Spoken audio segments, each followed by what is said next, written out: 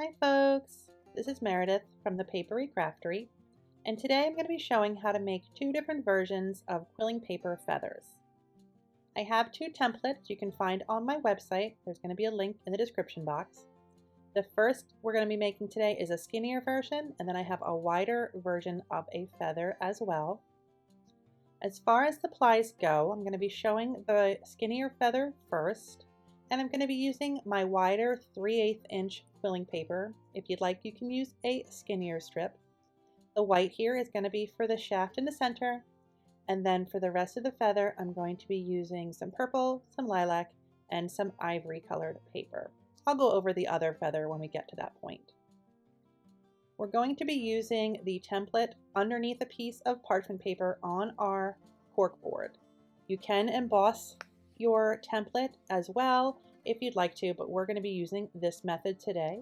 We're going to be using some pin to keep everything together, whatever quilling tool you prefer, some tweezers, some small scissors.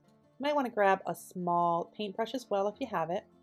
And for glue, I'm going to be using my Elmer's glue wall in my needle nose container.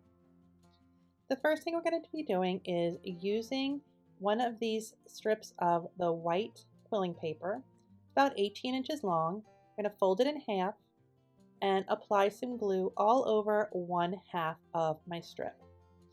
If you've followed me before, you've known I do this a lot for the stems of my flowers, or I use it when I'm doing on edge work.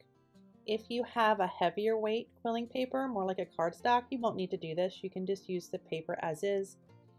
But as opposed to buying a bunch of different weights, this is just how I get around not having a ton of different types of quilling paper in my stash. So I just use what I have, and this works really well to make a nice sturdier strip.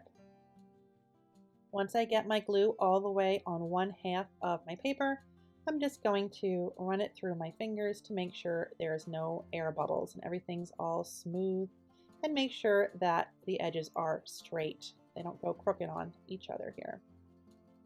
Then I'm going to let this dry so it stays nice and flat.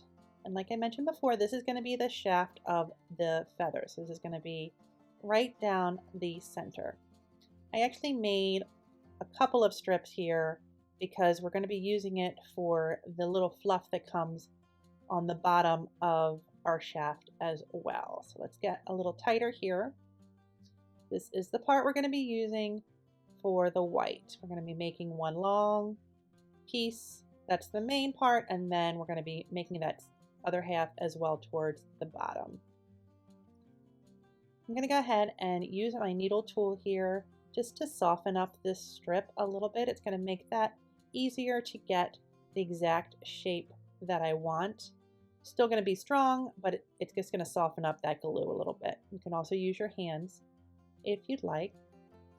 Then it's a matter of sort of molding it so that I can find the size that I want. It doesn't have to be exact. I'm also going to use my needle tool again just to make sure I get that right curve. See how it's sort of an S shape. And then once I get the general shape that I'm looking for, I'm just going to do a couple of dots of glue right on top of my parchment paper down the line where I want my first piece of my strip to be for this shaft. Notice I have the parchment paper on top of the template. We are not gluing the quilling paper to the template. We are going to be removing this later on. I've done this before in videos. I will show this later at the end of the video. Once the feather is done, how to remove it from your parchment paper so that you can mount it on a different surface. This parchment and this template and this corkboard is not going to be my final surface. I haven't done it this way in a while. I've been using more of an embossed method and quilling right on my final surface in videos lately. So I thought it'd be good to go back and show this way as well. So I'm using pins to make sure that my strip stays where I want it. And then I'm going to snip off the excess of the first part of that stalk. I also like to make sure that I push my strip down to make sure that it's nice and flat against the surface. Sometimes your quilling paper will start to dry at an angle. You don't want that. You want it to be nice and level so everything is on the same surface towards the end. Now we're going to use a little bit more of that white to make that wider part of the shaft at the bottom. And just measure it with your eyes. Doesn't have to be perfect. Nobody's going to be judging the exact replica of this feather template. So do your best. A little bit more glue along the line so it stays where I want it. And pin into place. I know sometimes people don't agree with using pins in quilling. Again, you can pin right through this template because you're not going to be using that template in your final design. It's just so that you can follow the shape. So don't worry about that. You're not putting pins through any of your quilling paper. You're putting it next to your quilling paper so that it holds it up, holds it in place, etc. The last piece of the shaft here is this little tiny piece at the end. So I just sort of measured that, cut that, a little bit of glue on either side, and then using tweezers, we're just going to set that in place. You could also, if you want to, make one continuous strip down the long end of the shaft, make a bend, make this little piece on the bottom, make a bend, and then go back up the other side if you want to. I think this way is a little bit easier, a little bit faster. That's just for me. You'll let that all set, and then we're going to make the little curly Q there. You can see at the bottom, and there's a couple other little pieces coming off the bottom of that shaft there. I'm going to be using the same white. Feel free to change up the colors for this. This is all your choice. And let's see, how about that big for that little piece on the bottom. If you've ever seen a feather, they have sort of little downy, very fluffy bits towards the bottom of the feather. That's that little piece that we just tore there. And then I have a piece that's about 1.5 inches long. Just going to make a quick coil with that. Notice my ends here are torn. Those torn edges are going to make it so that your pieces can glue a little bit more seamlessly on that shaft. So there's not going to be kind of a blunt edge to these little bits that I'm gluing on. It's just going to sort of flow a little bit more together, a little bit more, like I said, a little bit more seamlessly. So there's those two. And then on the other side of the template, there is 3 more of those little downy bits. There you go, 1, 2, 3. 3 more of those. We're going to do that in the same way. So all of the white is now dry. I've taken the pins out because everything's going to stay in place. We're going to start filling in the rest of the feather. I'm going to be using pretty traditional quilling paper shapes for this. The entire piece is going to be made up of about 99% curved marquee. And I'm starting with the purple here. I'm going to start off darker towards the bottom, and it's going to get a little bit lighter as it goes through the feather. And the pieces are going to start off on the smaller side at 9 inches and gradually get a little bit larger as we get through our feather. I'll show you what I mean in a moment here. But I took a 9-inch strip of that same 3/8 inch wide quilling paper. This is from Quill Creations. I'll leave links in the description box for all of the papers I'm using today. I made a coil on my needle tool, let it open up a little bit, and pinched both ends. That's going to give me a marquee shape. A little bit of glue here to keep it together. And then once that is glued, I'm going to take it between my fingers and my thumbs and push up on one side, push down on the other. And that's going to give me that curved marquee shape. You can fiddle around with these a little bit as you go, but you want it to end up looking like the letter S. Here you go. Should look the same on either side. And we're going to be using those curved marquees right down in the place where the shaft of our feather meets the little downy bits. It's going to sit right in there very nicely. We can add a little bit of glue to get that set. You really just need a little bit on the edges here of the bottom. And if you need tweezers, feel free. Just going to set right in there. It is okay if your pieces are a little bit larger or a little bit smaller than the template. And you're just going to be making a bunch of these. They're going to get a little bit larger as you go along the feather. So I started off with 9 inches, and then the next layer is about 12 inches. I'm going to get these all in here and then I'll glue them down in a second. There's a little bit of glue for that layer.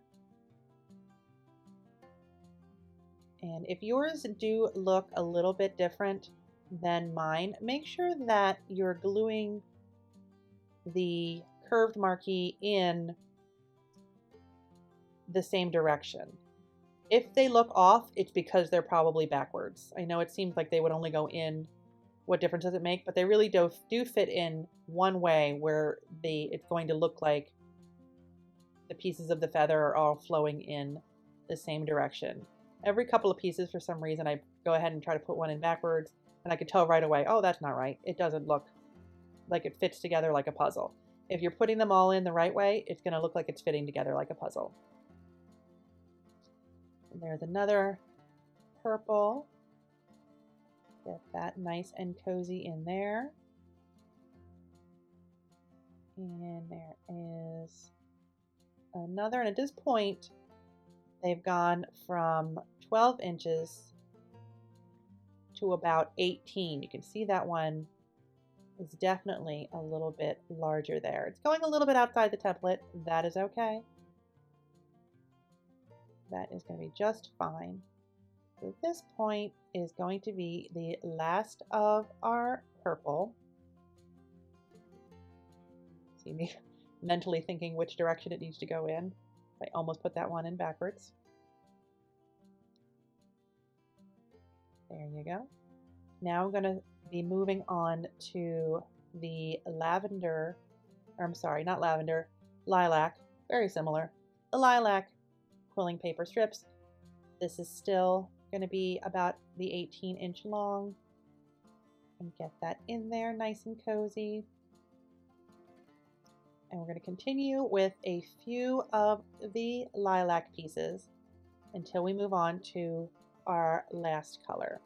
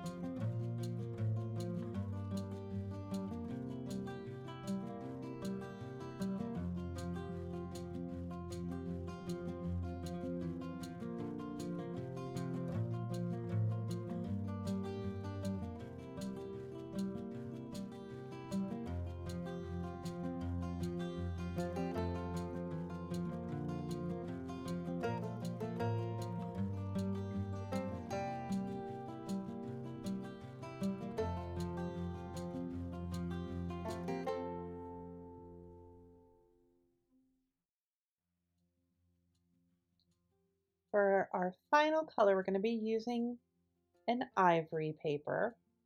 And notice that I have an asymmetrical number of that lilac. I have 3 on one side and 2 on the other. Totally up to you. That was just a personal choice that I made so it wouldn't look super matchy-matchy on both sides.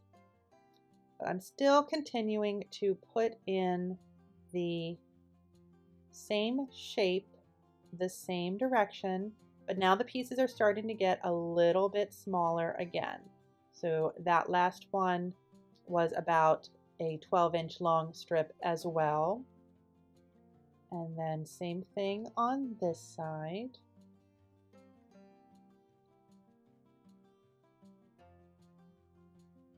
And I also have stopped for these final two, before we get to the tippy top there, the final two shapes, instead of being curved, they're back to just kind of a straight marquee shape again.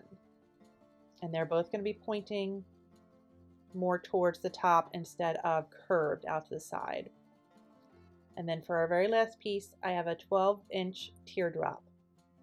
That's just going to sit right on the top and kind of wedge itself in there, but then sort of doesn't have to point straight up. There we go. If you'd like to, you can use pins to push your pieces of quilling in a little bit closer to the shaft, like right there. I didn't like how that piece kind of had a gap towards the bottom, so I'm just going to use a pin just to get it a little bit closer. If you feel like you need a little bit more glue here and there, by all means, do this however you like. Even when you are using pins through your shapes, remember you're not pinning into the quilling paper itself, you're going between the layers. So do not worry about using pins with quilling paper, because you're not going to go through the side of the paper itself. You're just going through the layers, like I said. I'm going to keep filling with this for a second until it gets to be the way I like it. Everything's now dry.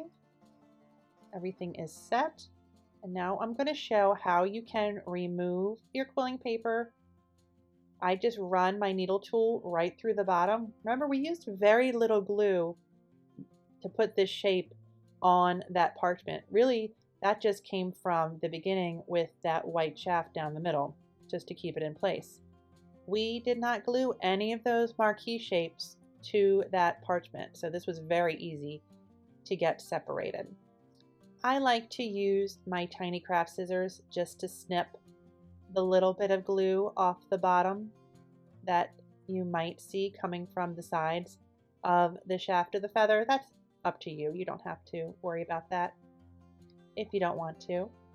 This is a really great project to practice mounting because it's very solid. A lot of the pieces I've done before in this way have a lot more negative space to them, so they're a little bit more delicate. This feather isn't going anywhere. This is solid. So now I'm still using my Elmer's glue wall, just making some dots on the underside of the feather. You do not need a lot of glue for this. It will hold tight. And you also want to be careful just using the smallest amount of glue you can on any open bit. So like the bottom of that shaft just needs a tiny bit of glue to keep it in place. And I'm going to be mounting today on a pre-cut 5 by 7 inch piece of white mat board, which is perfect for framing or just propping up for a little bit of home decor. And it's just a matter of pressing down on my feather to keep it in place. I could have measured to make sure this was perfectly even, but I chose to just go ahead and do that. Now I'm going to show quickly, I'm not going to do the entire thing, but how you can make a more modern version of a feather as well. This is the other template.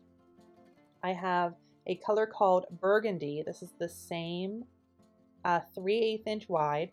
I did the same process for the shaft down the center. And then the downy bits for this template were just some marquee shapes as well, about 4 inches for those, turned into little marquee shapes and attached to the bottom of the shaft. And instead of making really solid, dense quilling paper shapes for this feather, I'm going to be using a combination of swirls, a couple of little scrolls, and just some more straight bits to keep this really open and airy. Definitely more of a modern style of quilling. And this is just a matter of measuring and snipping and feeling what you think is right. I'm starting off the same color as the shaft. It's color again called burgundy. These will all be linked in the description box. And once I have what I think is the right shape and size, I'm just going to dip in a little bit of Elmer's glue and get that positioned along the shaft of my feather. I'm going to take another bit here, and this time let's do a little scroll. So we're just going to roll up most of my strip there and kind of curve the bottom and get that to fill in maybe right on top here. I'm just sort of following the basic shape of the feather. It is okay if it's not exactly against the line. It's okay also if you want to use pins to keep these pieces in place as well. That is all good. So just a matter of taking some pieces from my strip, rolling them in different ways, maybe trimming them if they feel like they're a little bit too long. This definitely takes a little bit longer than filling it up with pieces like that, those marquees I showed in the beginning. But it's going to give you a totally different look, definitely more modern. And these pieces are moving around a lot, so pins are going to come in handy here so everything dries where I want it. Working in pretty tight quarters, so sometimes as you're putting other pieces down, you run into, this one doesn't even want to stick already. Anyway, when you're putting down new pieces, you might run into a piece you already had that you like, so don't worry about using pins.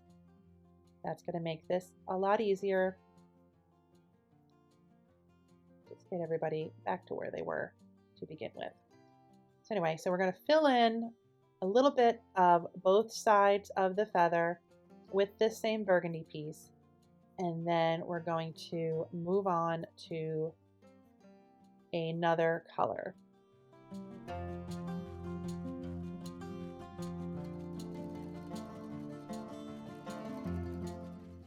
So at this point, we have a little bit of the feather covered with the burgundy colored paper, and I have switched to a little bit lighter of a red, a crimson, this is called, still from Quilt Creations.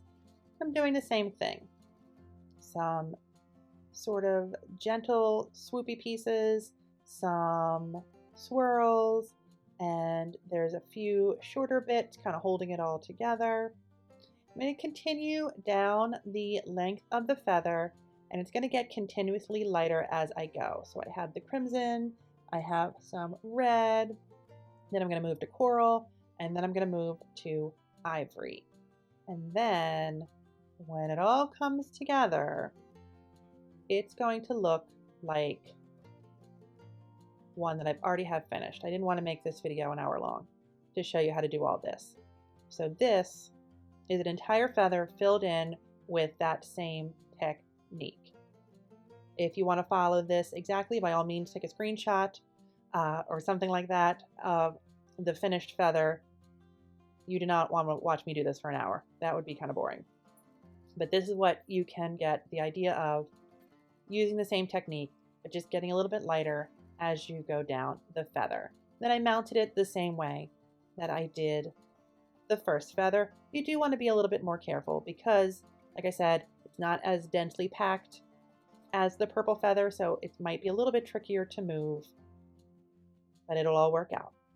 So there you have it. Two different versions of quilling paper feathers. Like I mentioned at the beginning of the video, you can find both of these on my website with all the rest of my free templates. I will have links to that in the description box, along with all of the different colored papers I used and the rest of the supplies. And you'll also find a link to my Buy Me a Coffee page there where you can show a little bit extra support for the channel if you'd like to.